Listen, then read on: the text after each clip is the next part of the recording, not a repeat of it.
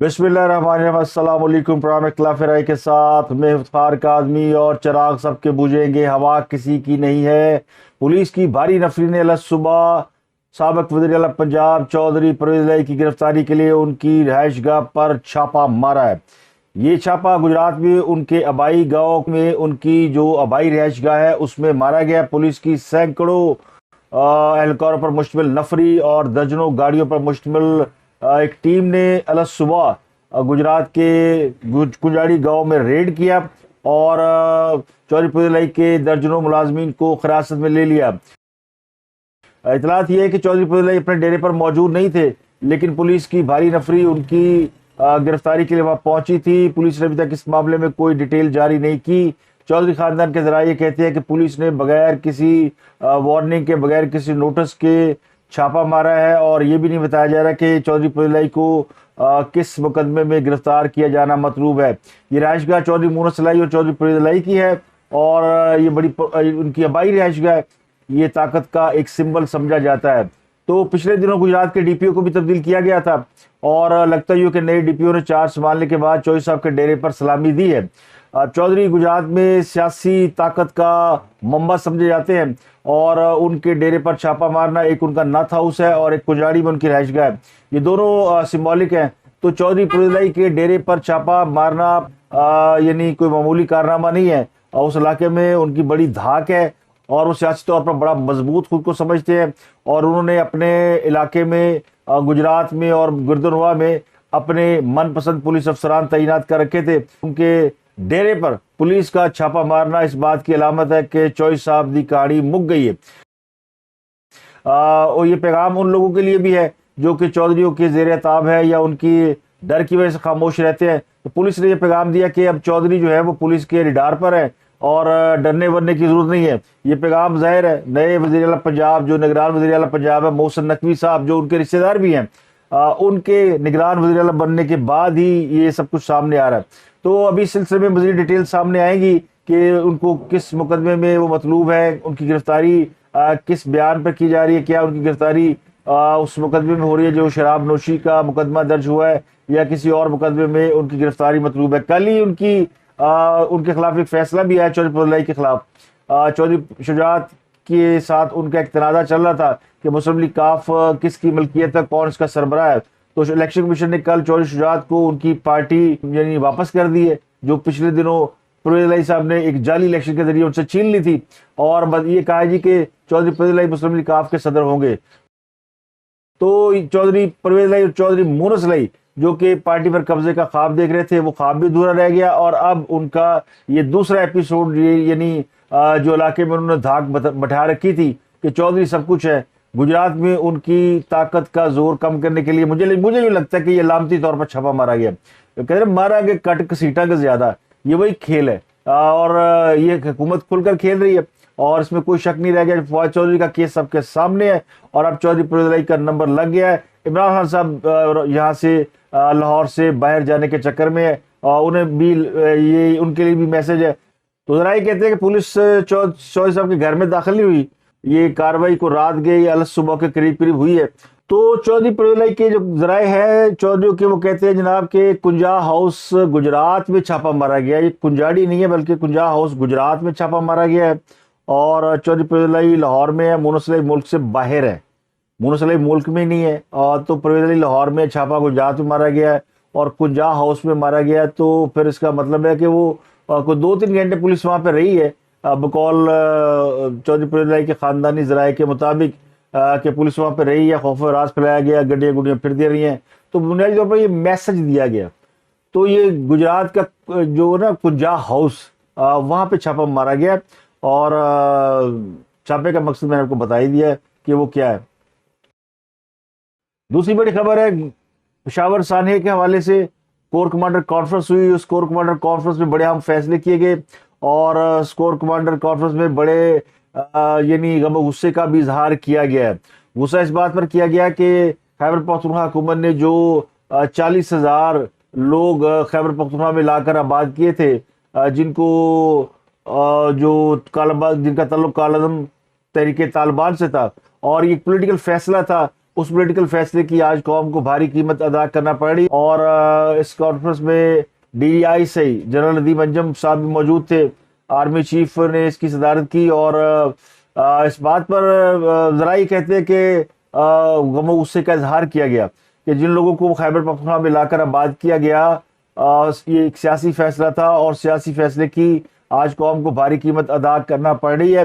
اور یہ سیاسی فیصلہ بھی فوج کے سر پر منڈا جا رہا ہے کہ فوج نے کالعدم طریقے طالبان کے لوگوں کو لا کر خیبر پختونخوا میں آباد کیا ہے.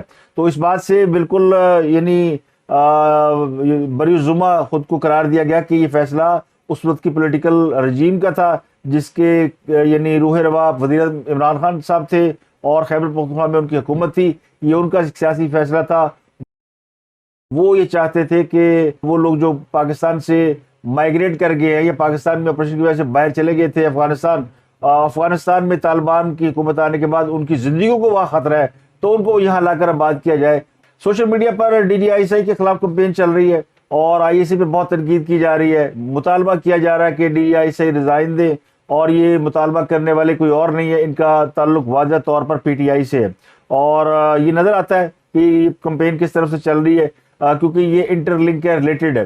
اور DDI کی برطرفی کے پیچھے وہ غم و غصہ ہے جو کہ تحریک انصاف کے لوگوں کو ہے, اور وہ یہ ہے کہ عمران خان صاحب کو حکومت سے نکالتے وقت انہوں نے روکا کیوں نہیں. اور جنرل باجوہ پہ غصہ تھا, پھر جنرل ندیم انجم پہ غصہ تھا. باجوہ صاحب تو چلے گئے ہیں تو پیچھے ندیم انجم صاحب رہ گئے تو ان پر غصہ ظاہر کیا جا رہا ہے. DDI کو اپنی فوج کو برا بھلا کہا جا رہا ہے, یعنی ان پر غصہ نہیں کیا جا رہا جنہوں نے 40,000 لوگ لا کر پاکستان میں آباد کیے اور ان کی ایڈوکیسی کی اور کہا کہ جی وہاں تو ان لوگوں کو مار دیا جاتا تو کیا ہم انہیں گولی مار دیں. اب یہ جتنے بھی 30 سے 40,000 یا 45,000 لوگ جو واپس آ رہے ہیں جن میں سے 5 سے 7,000 فائٹر ہیں, ان کو ریسیٹل کرنا تھا ہم نے وہاں, اور یہ سب کو پتا تھا بڑا مشکل ہے.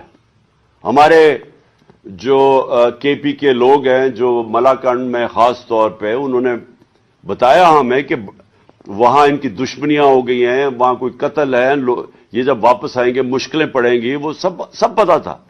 لیکن کیا کرتے ہیں 30-40,000 لوگ تو کہیں نہیں, آپ ان کو افغانستان میں تو نہیں وہ رکھنا چاہتے تھے. اس سوال کا جواب تو آج خود خان صاحب کو یعنی اپنے گریبان میں جھانک کر دینا چاہیے کہ اگر اس وقت انہیں گولی مار دیتے تو آپ کی قوم اس عذاب سے تو محروم رہتی. تو آج وہ لوگ ہمارے اپنے لوگوں کو مار رہے ہیں, اسی تحریک طالبان کالعدم TTP کے لوگ جن کے بارے میں یہ خان صاحب کی حکومت کہتی تھی کہ ان کو ری سیٹل کیا جائے گا. تو آپ نے وہ مانسٹر لا کر ہمارے معاشرے میں چھوڑ دیے اور گالیاں دے رہے فوج کو.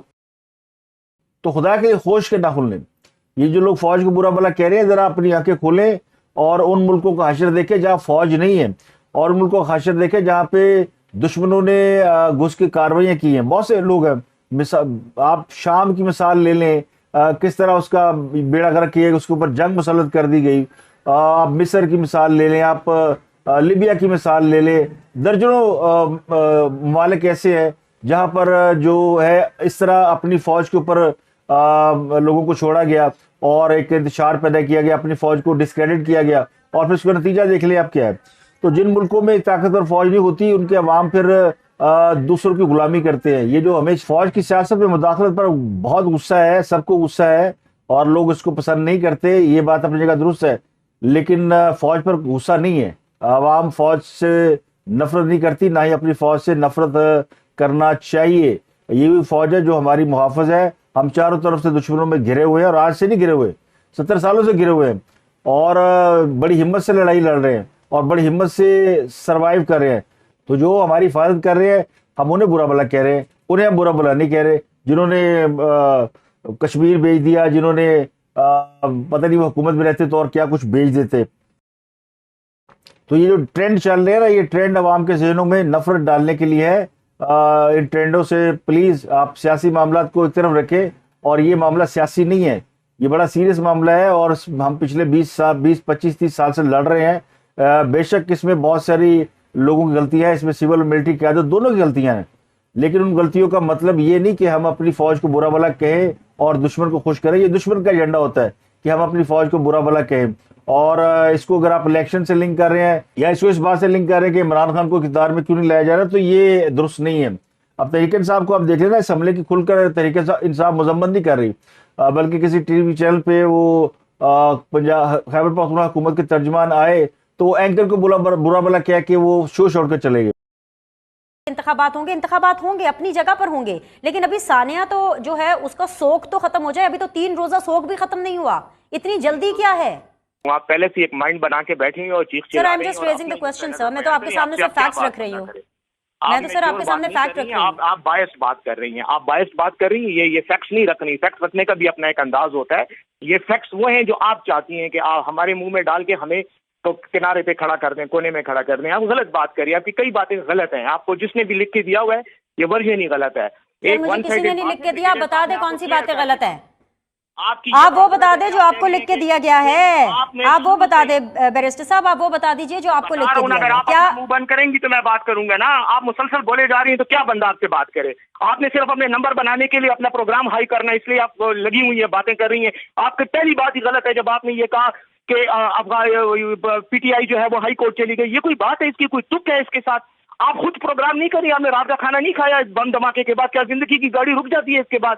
جو کچھ بیرسٹر صاحب کیا عمران خان صاحب نے طالبان کے ساتھ مذاکرات کا نہیں کہا تھا؟ کیا خیر سگالی کے طور پہ دہشت گردوں کو نہیں چھوڑا گیا تھا؟ کیا عمران خان صاحب طالبان کے دفاتر نہیں کھلوانا چاہتے تھے؟ کیا عمران خان صاحب، شاہ محمود قریشی صاحب، آپ کی پوری پارٹی نے نیشنل اسمبلی میں کھڑے ہو کر کے اسامہ بن لادن تک کو شہید بول دیا؟ کیا یہ فیکٹ نہیں ہے سر؟ پروگرام ہائی ہٹ کرنے کے لیے بولی جا رہی ہیں، آپ کو کوئی بات کا پتہ ہی نہیں ہے، بند کریں پروگرام، جائیں یہاں سے۔ اگر آپ جواب نہیں دے پا رہے ہیں تو آپ کو یہ کوئی رائٹ نہیں ہے کہ آپ کسی بھی پروگرام کو یا سوال کو 2 ٹکے کا بولیں۔ آئی ایم ریئلی سوری، آپ کی رائے 2 ٹکے کی ہوگی سر، آپ کی رائے 2 ٹکے کی ہوگی، and this goes on air unedited, this goes on air unedited. یہ پاکستان تحریک انصاف کا ایک ٹپیکل رسپانس اور مائنڈ سیٹ آپ نے بتایا ہے کہ جب آپ جواب نہیں دے سکتے۔ سر مجھے مت غصہ دکھائیے بیرسٹر صاحب، جا کے طالبان کو یہ غصہ دکھائیے، آپ ادھر جا کے دہشت گردوں کو یہ دکھائیے کہ دہشت گرد 2 ٹکے کے ہیں، آپ دہشت گردوں کو یہ اگریشن دکھائیے۔ پاکستان میں بیٹھ کر کے سویلین اینکرز کو اپنا اگریشن مت دکھائیے، کوئی فائدہ نہیں ہوگا۔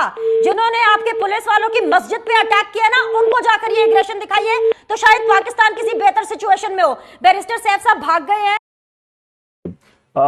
حالانکہ اینکر نے ان سے سوال ہی پوچھا تھا، اور وہ جس طرح اس کے ذاتیات کے اوپر اتر آئے، وہ اپنے موقف کو بتانے کی بجائے یا خود کو ڈیفینڈ کرنے کی بجائے اگر آپ دوسرے کے اوپر اٹیک شروع کر دیتے تو اس کا مطلب ہے کہ آپ کے پاس کوئی دلیل نہیں، آپ کے پاس کوئی جواز نہیں ہے، تو آپ دوسرے کے اوپر پرسنل اٹیک پہ آ جاتے ہیں۔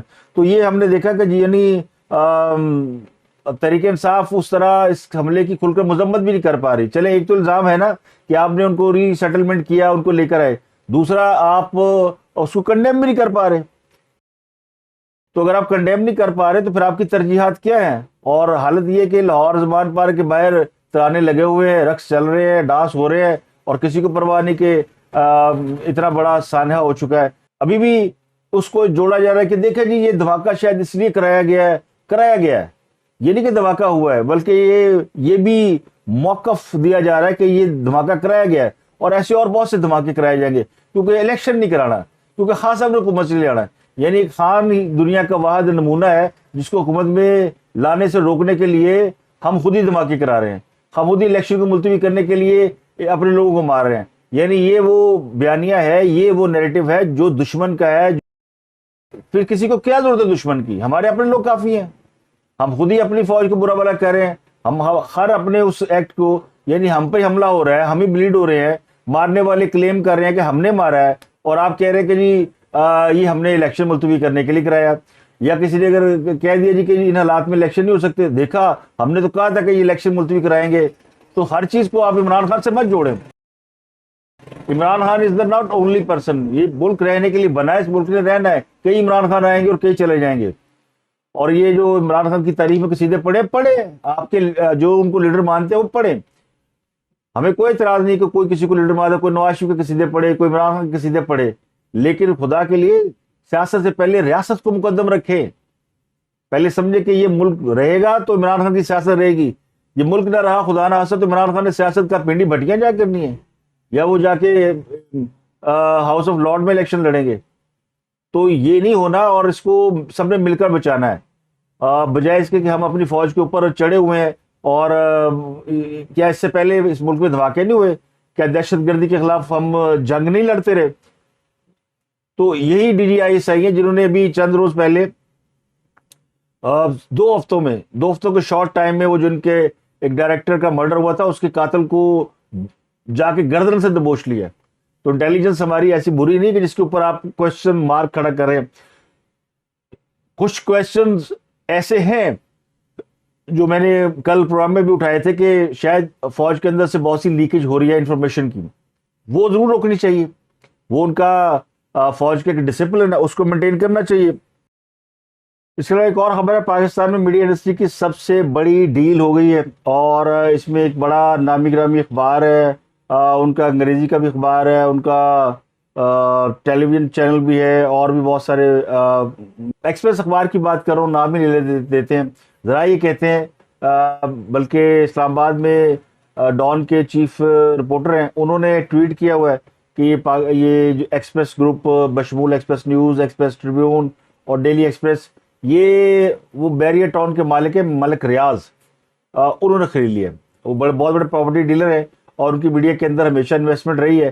اب بھی جو 3-4 بڑے چینل آلریڈی چل رہے ہیں ابھی ایکسپریس کو چھوڑ کے بھی، اس میں ان کی ہمیشہ ان پٹ رہی ہے۔ وہ کہیں نہ کہیں شیئر ہولڈر رہے ہیں، کہیں نہ کہیں ان کی فائنینسنگ نہیں ہے۔ اس کی وجہ یہ کہ وہ ان کے مالی مفادات، ان کے اپنے بزنس کے مفادات ہیں، تو وہ اپنے جو بزنس کے مفادات کو مد نظر رکھتے ہوئے وہ 3-4 بڑے میڈیا ہاؤسز کو ہمیشہ اپنے ساتھ اٹیچ رکھتے ہیں، خواہ ان کو بزنس کے ذریعے اٹیچ رکھیں یا کچھ اینکرز کے بارے میں یہ کہا جاتا ہے کہ وہ ان کے پے رول پہ ہیں اور اس لیے ان کے خلاف بات نہیں ہوتی، اور یہ بات بھی صحیح ہے۔ بڑے بڑے جو میڈیا ہاؤسز ہیں ان کے حوالے سے کوئی بھی خبر آ جاتی ہے تو وہ زیادہ اس پر بات نہیں کرتے، تو یہ ایک طاقتور مالدار شخص کی نشانی ہوتی ہے کہ وہ ہر شخص کو خرید لیتا ہے۔ تو جس کی جیب میں ملک کا صدر بھی ہو، وزیر اعظم بھی ہو، جو فوج اور وزیر اعظم کی ڈیلے کراتا ہو، تو پھر وہ شخص جو ہے وہ یقینی طور پر ایک طاقتور شخص ہوگا۔ اب اس نے ایک میڈیا ہاؤس بھی خرید لیا ہے، تو ملک ریاض نے میڈیا ہاؤس خرید لیا ہے، اور کہنے والے کہتے ہیں کہ ملک کامران خان جو ہے وہ ایکسپریس نیوز جوائن کر لیں گے، تو دنیا کے پریزیڈنٹ ہیں، اور اب اگر وہ ایکسپریس ٹریبیون میں چلے جائیں گے یا ایکسپریس گروپ میں چلے جائیں گے اور وہاں کے پریزیڈنٹ ہوں گے تو پھر اس کو وہ ڈیل کریں گے۔ لیکن ابھی 100% شیئر کی جو منتقلی ہے اس کے لیے پیپرا میں پروسیس چل رہا ہے، ابھی ہینڈنگ اوور اور ٹیکنگ اوور نہیں ہوئی، تو یہ ایک بڑی ڈیل ہے۔ اس سے پہلے ان کی RY میں بھی انویسٹمنٹ رہی ہے، اور ایک انہوں نے خود کا چینل بھی نکالا تھا آپ نیوز، وہ بھی انہوں نے بائی کیا تھا، وہ بھی یعنی انہوں نے برباد ہو گیا، اس میں بڑا انہوں نے فائنینشیل لاس کیا۔ خود انہوں نے اپنے اخبار کا ایک اخبار بھی انہوں نے نکالا تھا، اس کا بھی انہوں نے، تو وہ اخبار اور چینل جو خریدنے کے پیچھے ان کی جو ول ہوتی ہے وہ یقینی طور پر کسی کی خواہش پر ہوتی ہے۔ اب چونکہ الیکشن قریب آنے ہیں اور یہ کہا جاتا ہے کہ ان کا تعلق جو ہے وہ پیپلز پارٹی سے ہمیشہ رہا ہے، اور بنیادی طور پر وہ زرداری صاحب کے بہت قریب ہیں۔ لاہور میں بھی جو بلاول ہاؤس ہے وہ انہیں بیریا ٹاؤن میں ہے اور انہوں نے بنا کے دیا ہے، اور کراچی کا جو بیریا ٹاؤن ہے اس کی زمین اور فیسیلیٹیٹ اور MDA سے زمین لینا، اور ایک بہت بڑا یعنی اربوں روپے کی کھربوں روپے جنہوں نے کمائے، ان کے لیے چند ارب سے ایک میڈیا ہاؤس خرید کر زرداری صاحب کو گفٹ کر دینا یہ کوئی مشکل بات نہیں ہے۔ اور چونکہ پلاننگ ہو رہی ہے زرداری صاحب کی جو صاحبزادے ہیں بلاول بھٹو صاحب، بلاول بھٹو اگلے وزیر اعظم ہوں گے، یہ اس کی پلاننگ بھی ہے اور اس کی چنید بھی ہے کہ وہ تیاری کر رہے ہیں، اور ان کو شاید سپورٹ بھی ہے، اور PDM میں جو شامل جماعتیں ہیں وہ اس پر معترض بھی نہیں ہے، یہ اطلاعات ہے، تو اس لیے ان کی کمپین چل رہی ہے۔ اور پنجاب میں جو نگران وزیر اعلیٰ ہیں ان کے بارے میں تو پہلے ہی سب کہہ چکے ہیں کہ وہ زرداری صاحب کے بہت ہی قریب ہے، محسن نقوی صاحب، وہ PMLN کے اتنے قریب نہیں جتنے زرداری صاحب کے قریب ہے۔